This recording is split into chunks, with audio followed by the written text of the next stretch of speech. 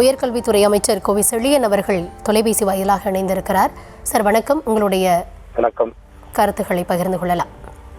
தொழிலாளர் தோழர்களுக்காக தன் வாழ்நாள் முழுவதும் உழைத்து பாடுபட்ட மாபெரும் பொது உடைமை தலைவர் ஐயா நல்லக்கண்ணூருடைய மறைவு தமிழகத்திற்கும் இந்தியாவிற்கும் பெரும் பாதிப்பையும் எதிர்பார்ப்பையும் இருந்த சோகத்தையும் உருவாக்கியிருக்கிறது.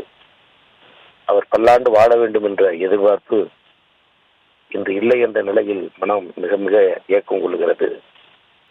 அனைத்து கட்சி தலைவருடைய நன்மதிப்பை பெற்றவர், மற்ற தலைவர்களிடம் வேறுபாடு பார்க்காமல் பழக வேண்டும் என்ற உயர்ந்த குணத்தை கற்றுத்தந்தவர், எளிமையின் அடையாளமாக இருந்தவர், முத்தமிழறிஞர் கலைஞருடைய உள்ளத்தில் நீக்கமர இடம் பிடித்து நட்போடு தோழமையோடு உறவாடி பழகிய ஒரு மாபெரும் தலைவர், தமிழக முதலமைச்சர் என்றைக்கும் மதிக்கக்கூடிய மாபெரும் தலைவர், தகைசால் தமிழர்கள் கொடுக்கிற நேரத்தில் பெருமைப்பட இந்த விருது வழங்குகிறேன் என்று அறிவித்த அந்த பெருமிதமெல்லாம் அவருடைய பணிக்கு, உழைப்புக்கு, தியாகத்திற்கு கிடைத்த பெரிய அங்கீகாரம்.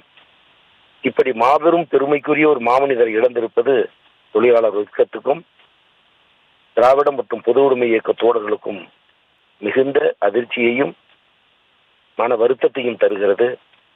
எல்லா நிலையிலும் புகழ்பெற்ற அந்த மாமனிதருடைய புகழ் நீடூடி புகழ் நீடிக்க வேண்டும். அவர் மறைவுக்கு என்னுடைய ஆழ்ந்த இரங்கலையும் அவர் குடும்ப உறவுகளுக்கு என்னுடைய ஆழ்ந்த இரங்கலையும் தெரிவித்துக் கொள்கிறேன். அவர் புகழ் என்றும் ஓங்குக ஓங்குக. நன்றி சார்.